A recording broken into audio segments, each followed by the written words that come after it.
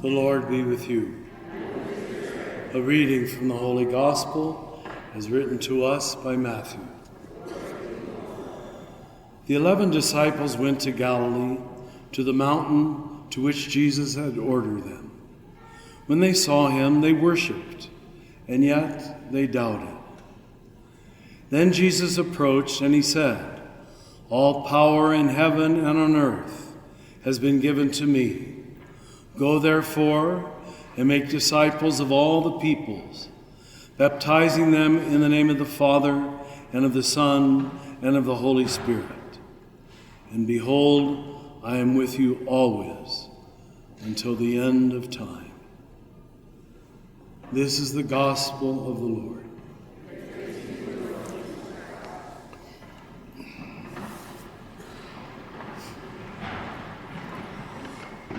So even though Thursday was Ascension Thursday, in our country they moved the feast to Sunday, knowing more of you would likely come today than probably last Thursday.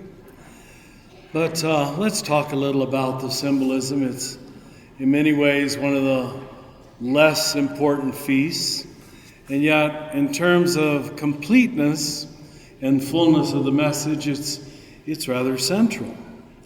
Because what we have is the one Jesus who has come forth from God, living the full life cycle and returning to God. And if Jesus is the map, and I believe he is, for every human life, then this is a feast of great hope and promise that you also, who came from God, will return to God. And everything in between is a lesson. Now, the final lesson is one of waiting, of the mystery and the interplay between absence and presence. Many of you, because you know Spanish, you know the word for 9, and it's nueve. And maybe you don't know, that's where our word novena came from. These magical 9 days between Ascension and next Sunday, which will be Pentecost. So it seems, and I bet you all know this is true, that you don't really appreciate presence until you've suffered absence. You have to endure emptiness to create the space that will allow you to experience fullness. Now, that's not much of a cultural value in America. We don't know much about accepting voluntary emptiness. We call it fasting, we call it Lent, we call it waiting. But unless there are periods of absence, I'm sure many of you are feeling it today if your mother is deceased or in another part of the world. It's her very absence that makes you desire her presence. Well, that became the original novena, the 9 days of the absence of Jesus' visible body. Now, what really happened, we don't know. We used to call it the Feast of Rocket Ship Jesus. Jesus just went up. Well, the trouble with that is it gives you the impression that heaven is up there. And that's not true. Heaven is wherever love is, wherever God is. And so heaven is first of all here. So it does give it an unfortunate message, Rocket Ship Jesus, that we're going to actually all ascend. No, we're going to transcend. We're going to enter into the fullness of life as he did in this world.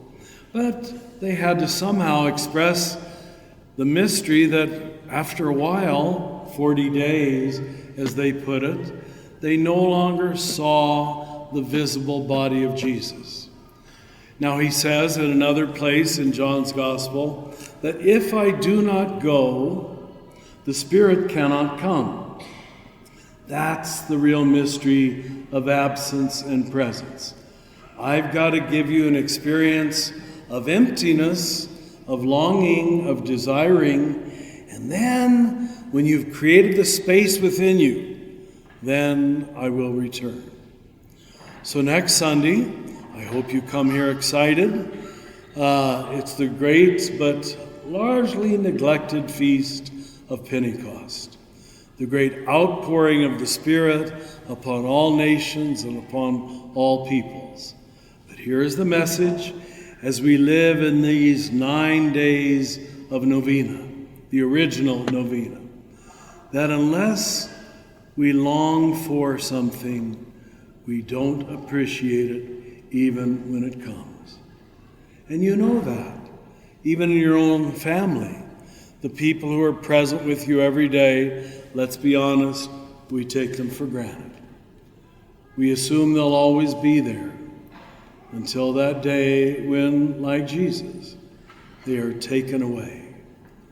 So the ascension is the taking away of the body of Jesus, as it were, so we can long for the fullness of presence.